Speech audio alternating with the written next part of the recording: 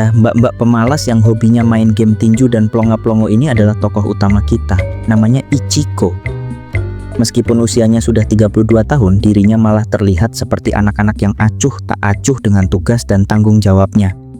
Setiap kali ibunya memintanya untuk ikut membantu bisnis keluarga, yaitu kedai bento, ia lebih memilih mendekam seharian di kamar bermain PS bersama dengan ponakannya. Ya, mereka cuma main PS bersama, dan itu jelas sangat berbeda dengan kakaknya, Fumiko, yang sehari-harinya menjadi asisten sekaligus pegawai di kedai bento keluarga bersama dengan ibunya yang sudah tua. Rutinitas Ichiko di malam hari setelah bosan bermain game, ia biasanya akan menghabiskan waktunya keluar rumah dan berjalan-jalan di sekitar kompleks rumahnya. Dan ini yang enggak kalah penting, jajan. Iya, jajan, sebab bekalnya ngendok di kamar. Sudah waktunya di-revamp mulai dari Lays, Citato, kue pelintir, sosis, roti isi, sampai majalah Playboy Jepang juga masuk ke keranjang. 7点のうち1点が30円引きで670円ですね。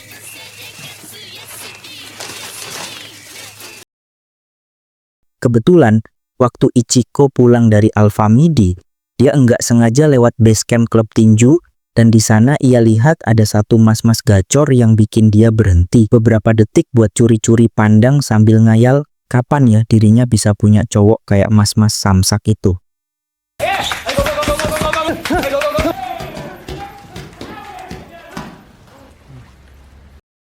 Walau kadang di rumah Ichiko sering bangun molor dan kesiangan, dan tidak jarang juga mesti dibangunkan oleh ponakannya, Ichiko seperti tak punya malu di rumahnya dan tetap keluar kamar tanpa rasa bersalah hingga pukul 1 pagi.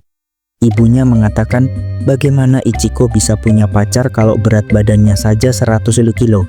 Ditambah Miko yang gregetan sama habit pemalas adiknya yang mulai menyindir sifatnya yang cuma bisa ngabisin uang ibunya dan pasti endingnya cuma mengincar warisan pensiun ibunya.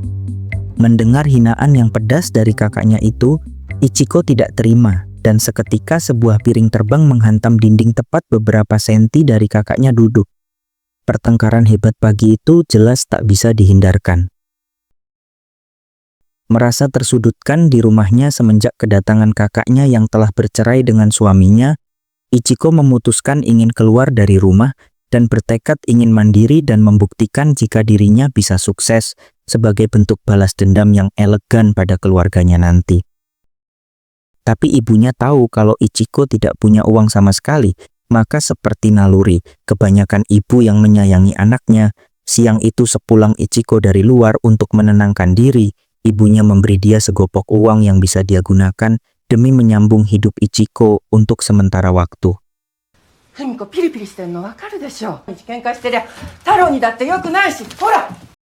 Setelah berpikir matang-matang, Ichiko ingin meninggalkan kamar dan rumahnya. Dia melihat ada lowongan pekerjaan di minimarket yang sebulan lalu sekilas ia baca di belakang kasir. Malam itu juga dengan modal selembar kertas HVS dan pulpen pilot, ia membuat surat lamaran kerja pertamanya.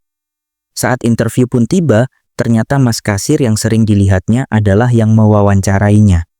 Setelah berkenalan, basic Ichiko pun ditanya, apakah ia tidak keberatan dengan shift malam, upahnya 1.200 yen per jam, atau sekitar Rp130.000 yang berarti, jika Ichiko terus bekerja, dia bisa mendapat sekitar 120.000 sampai 130.000 yen per bulan. Ya kira-kira 13 sampai 14 juta lah ya. Ya kalau kalian ngerasa banyak, ya ini kan tinggalnya di Jepang bukan di Tulungagung, tolong bedakan, jangan bilang banyak dulu. Di hari pertamanya kerja, pelajaran Ichiko pertama yaitu tentang kasir. Meskipun terbata-bata, ia mulai terbiasa dengan tugas pertamanya itu. Seperti kebanyakan tempat kerja yang tak selalu berisi orang-orang menyenangkan, mau tidak mau harus berhadapan dengan bapak-bapak 44 tahun ini. Luar biasa cerewetnya, bukannya membantu mengajar, orang ini malah ceramah cerita nabi-nabi. Yoroshiku desu. まあ、1時ぐらいまでは暇ですから. Setelah beberapa hari beradaptasi menjadi kasir, akhirnya Ichiko mendapatkan pelanggan. Tidak tahu pembeli pertamanya ini adalah mas-mas petinju yang selalu ia amati. Namanya Kano. Kano ternyata adalah pelanggan supermarket ini dan ia punya kebiasaan yang agak lain. Pertama, Kano suka sekali membeli pisang, lalu ia akan membayarnya, namun konyolnya ia selalu meninggalkan pisang yang ia beli, dan maka karena itulah Pak Noma memanggilnya manusia pisang.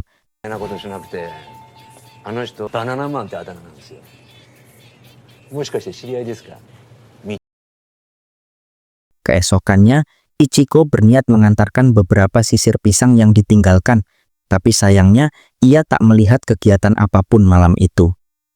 Tepat sebelum ia pergi, ada yang melemparkan koin 100-an di bawah kakinya. Seperti kebetulan, ia akhirnya bertemu dengan si manusia pisang. Kano yang sudah sering memperhatikan Ichiko, ternyata malah mengajaknya kencan sore esok hari ketika Ichiko libur kerja. Seakan dicabut nyawanya beberapa detik, Ichiko jelas salting dan terdiam sejenak sambil berpikir apakah kejadian barusan nyata atau mimpi.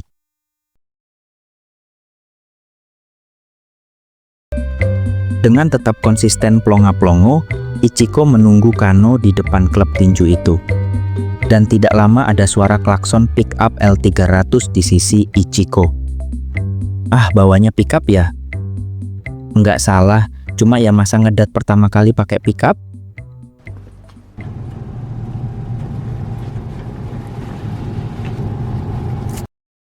Dari kencan pertamanya inilah, akhirnya kita semua tahu kalau Kano dan Ichiko punya satu kesamaan, yaitu sama-sama hobi melamun, dan kayaknya love language mereka jelas bukan words of affirmation karena mereka berdua sangat betah untuk diam-diaman.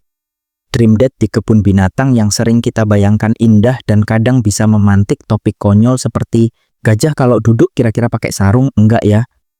Hal itu tidak bisa Ichiko dapatkan lantaran Mas Kano, termasuk mas-mas dingin dan cuek yang terkesan seperti enggak niat ngajak kencan.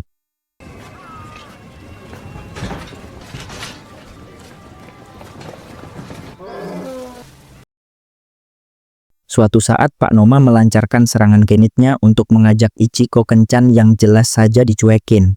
Sementara itu, si manusia pisang yang sifatnya susah ditebak maunya ini tiba-tiba beli pisang lagi. Kano tetap membiarkan pisang belanjanya nangkring di meja kasir, tapi bedanya kali ini ia membayarnya dengan 2 tiket nonton pertandingan tinju kelas ringan.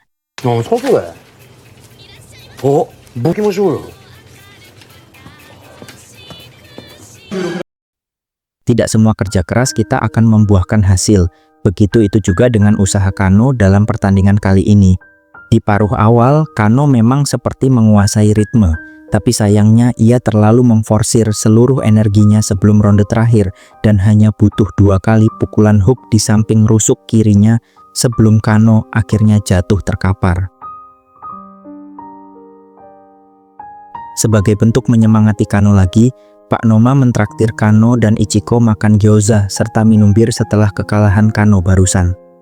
Sewajarnya petinju yang butuh banyak asupan, Kano memakan gyoza seperti orang belum makan 3 hari. Ichiko yang kebanyakan minum bir akhirnya harus ke kamar kecil.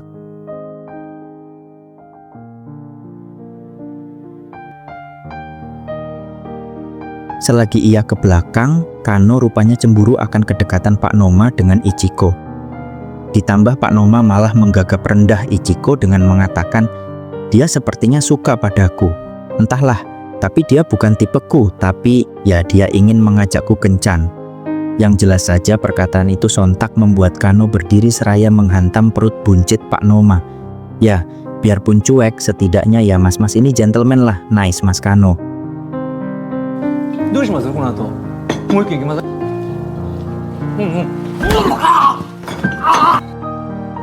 Namun sayang, malam itu sepulang dari restoran gyoza, Pak Noma malah memaksa Ichiko untuk melakukan adu penalti. Bagi Ichiko sudah jatuh tertimpa tangga, Ichiko yang tak mampu melakukan apa-apa masih harus dipukul perutnya oleh Pak Noma. Dan Ichiko juga masih harus berjuang berjalan pulang dan tetap bekerja keesokan harinya.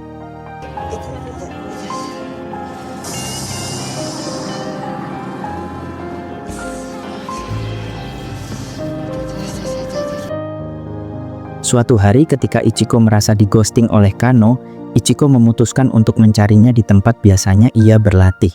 Namun ia tidak mendapatkan apa-apa, malah dapat info kalau Kano berhenti dari kegemarannya bertinju. Sebelum ia pulang, si pelatih tinju klub itu sempat memberinya formulir pendaftaran apabila Ichiko tertarik. ダイエット 加納選手は 可能？ Lalu saat jam istirahat yang biasa Ichiko isi dengan nyebat, ia tidak sengaja kembali menemukan kertas pendaftaran klub boxing itu di saku tempat rokoknya. Seperti mendapat ilham dari Gunung Kidul, Ichiko tanpa pikir panjang mengisinya. Entah untuk apa, tapi yang jelas, jika suatu saat ia bertemu kembali dengan Pak Noma brengsek itu, ia berharap bisa mengantarnya ke rumah sakit atau ke pemakaman terdekat dengan tinju mautnya. こんにちは。試合できるんですか？は？32か。 Ichiko sedang santai di ruang belakang, tiba-tiba disuruh mengepel setelah atasannya menyuruhnya. Alasan kenapa harus membawa kain pel, Kano pingsan setelah muntah-muntah di kasir dan terpaksa membuat kedua karyawan laki-lakinya menggotongnya keluar. Tapi kali ini, Kano benar-benar seperti orang hilang sebatang kara. Ia tak sadarkan diri di tengah tumpukan sampah pinggir jalan. Ichiko yang kasihan dan masih menyimpan rasa padanya tidak tega membiarkannya di sana kehujanan. Ia pun menggotong Kano menuju kamar kosnya. Di sana, sebelum kembali berangkat kerja, Ichiko menyempatkan diri untuk menyiapkan makanan untuk Kano. これ風に効くんだ。 Niat hati ingin olahraga biar kurus dan minimal bisa jadi sparring partnernya Mas Kano di boxing date nanti, tapi yang ada Ichiko malah kecapekan, flu, dan berakhir tumbang. Itu semua karena pola tidurnya jadi berantakan semenjak mesti gantian kerja dan mengurus Kano yang sekarang jadi tinggal seatap dengannya. Dengan skill masak seadanya dan bahan di kulkas yang sederhana, Kano yang tidak tega membiarkan Ichiko sakit tak berdaya membangunkannya untuk makan daging Wagyu A5 bumbu kecap buatannya. Tapi ya karena Kano tidak punya pengalaman sama sekali dalam memasak, jadi ya Kano cuma nebak-nebak aja. Ini dagingnya kayaknya udah matang sih, coba dimakan ya. Ah, ternyata kurang matang, nggak apa-apa yang penting kenyang.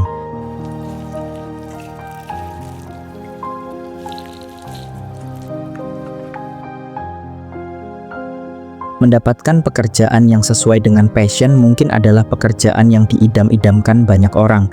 Karena jika kita mencintai pekerjaan itu, maka jelas hasil kerja kita akan selalu kita nikmati. Namun berbeda dengan Kano, ia tak bisa kembali, atau lebih tepatnya, ia tidak ingin kembali mengejar mimpinya sebagai petinju. Dan juga ia tak bisa terus-terusan hanya menganggur, merokok, dan menunggu rezeki nomplok jatuh di samping bantalnya.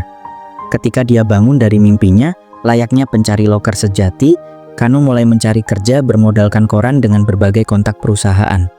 Mulai dari perusahaan makanan sampai perusahaan agen travel dan taksi. Semuanya sudah Kano coba dan hubungi berkali-kali, namun hasilnya masih jauh dari ekspektasinya. HP yang digunakannya pun mesti ia pinjam dari tetangga kamarnya. Akhirnya, segala macam pekerjaan akan Kano ambil, termasuk ketika akhirnya ia mesti menjadi penjual tahu keliling. Namun, alih-alih menjadi semakin dekat, justru sehabis Kano mendapatkan pekerjaan barunya, Kano malah menjadi semakin jauh dari Ichiko. Akhirnya, cerita cinta Ichiko harus kandas dengan hadirnya sosok penjual tahu wanita yang sekarang adalah pasangan barunya Kano. Tapi, apakah Ichiko sama sekali tidak berarti buat Kano? Apakah kenangan mereka selama ini tidak berarti apa-apa untuk Kano? Karena dengan teganya malah mengabaikan Ichiko di depan pasangan barunya dengan mengatakan kalau Ichiko adalah adiknya. Lalu tanpa perasaan bersalah sedikit pun pergi begitu saja meninggalkan Ichiko. Seperti tidak pernah terjadi apa-apa di antara mereka.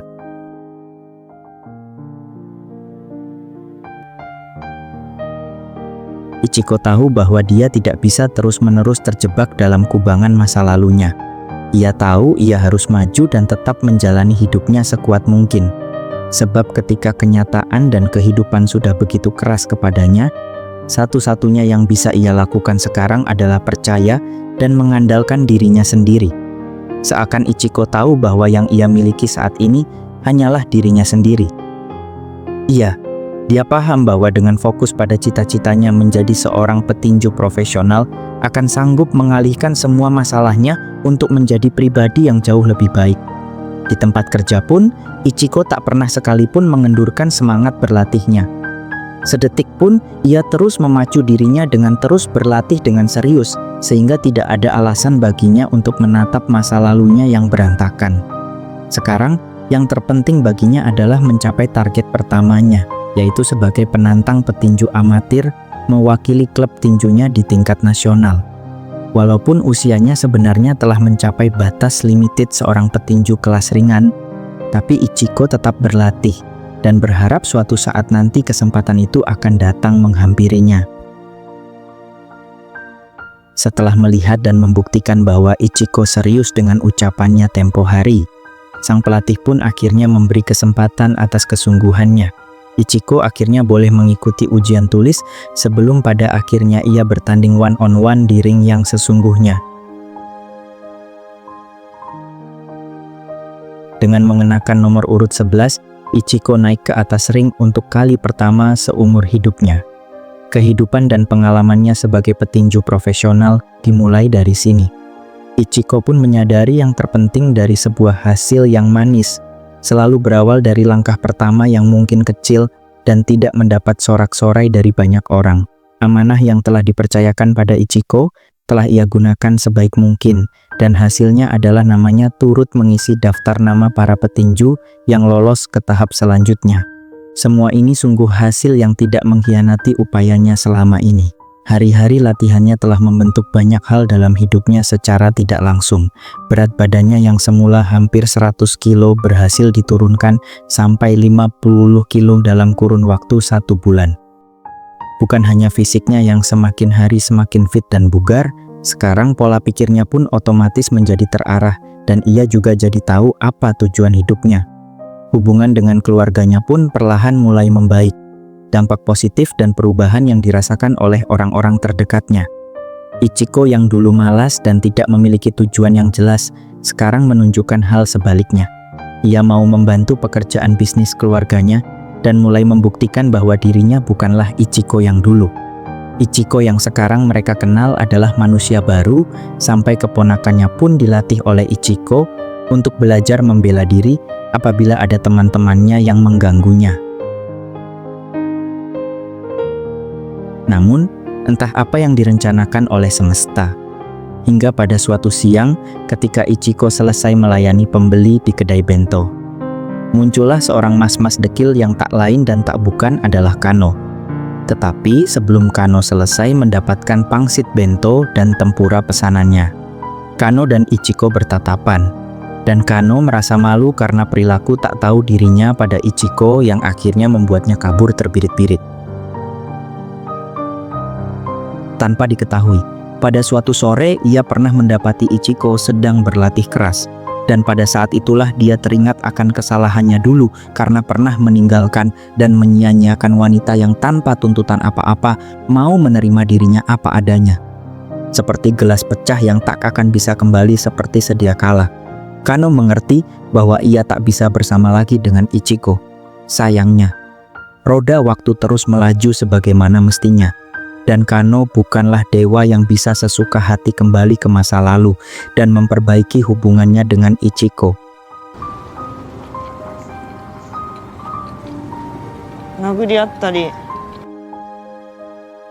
Setiap hari, Ichiko tidak pernah sekalipun melewatkan harinya tanpa berlatih kegesitan dan gerakan tangan kirinya menjadi pukulan terkuatnya. Ia berlatih setiap hari tanpa memberi kesempatan kepada kemalasan untuk kembali mengacau di hidupnya. Ia juga bertekad untuk menjadi petinju terkuat di kotanya, mewakili klub tinjunya. Ia memangkas rambutnya sebagai tanda jikalau dirinya ingin membuang kebiasaan buruknya di masa silam dan berkomitmen untuk menyelesaikan apa yang telah ia mulai di atas ring tinju. Sambil mendengarkan pelatihnya memberi arahan dan peringatan, Ichiko berjanji pada dirinya untuk memenangkan pertandingan ini bagaimanapun caranya, sesusah apapun lawan yang mesti ia hadapi nanti. Ichiko tidak peduli, sekalipun nanti apabila ia tidak berhasil mengalahkan lawan tangguhnya. ia akan mensyukuri satu hal, yakni ia telah berhasil mengalahkan dirinya sendiri dan menjadi Ichiko yang lebih baik dari sebelumnya. Jelas, lawan yang ia hadapi di Women Boxing Championship saat ini bukanlah lawan abal-abal dengan rekor menjadi juara dunia.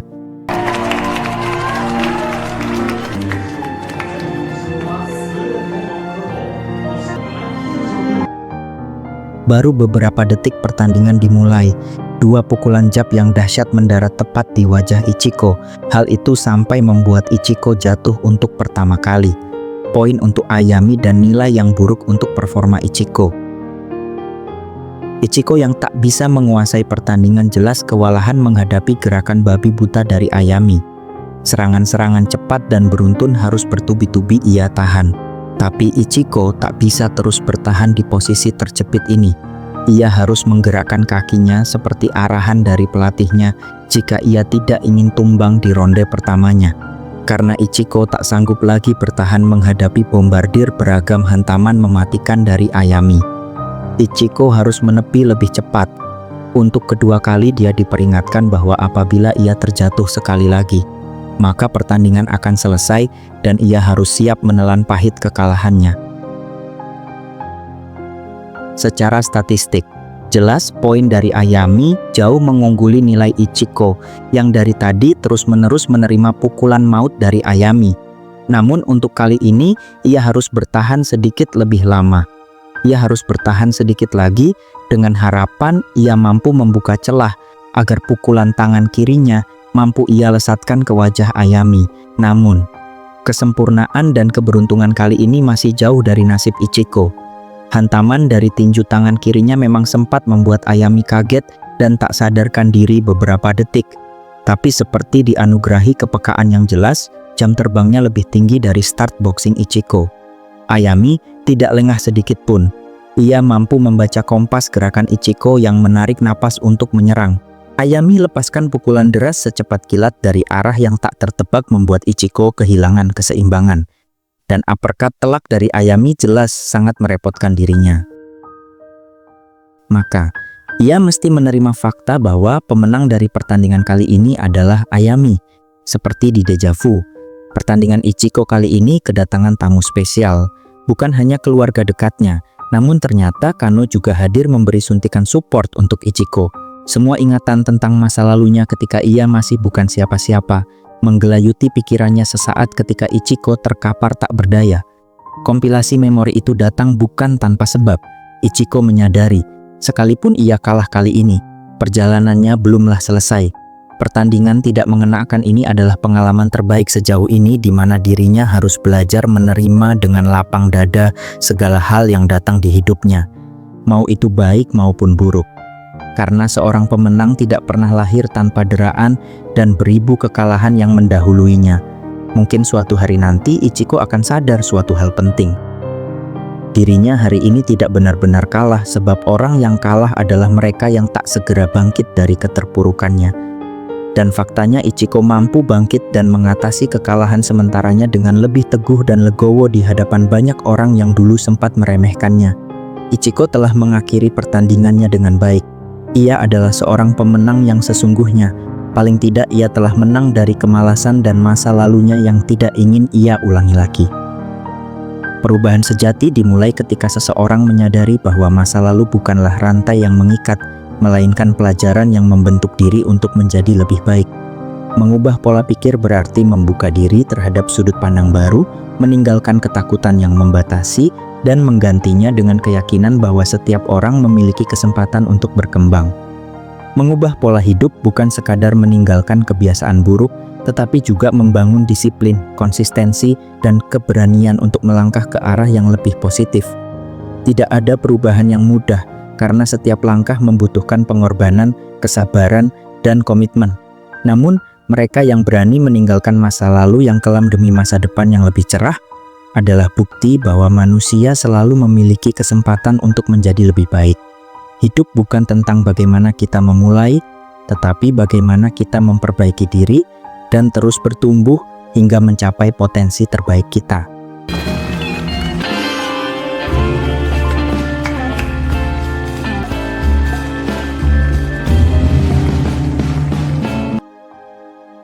Terima kasih telah mendengarkan cerita ini sampai habis. Jangan lupa komen untuk saran saya untuk kedepannya. Mohon berikan kritikan untuk menjadikan saya lebih baik untuk kedepannya. Dan juga tinggalkan like dan subscribe-nya karena sekecil apapun partisipasi kalian untuk channel ini secara tidak langsung membantu channel ini untuk berkembang ke arah yang lebih baik. Saya Ali Hafi, mohon maaf atas kesalahan kata yang secara tidak sengaja terucap. Saya pamit undur diri dan sampai jumpa.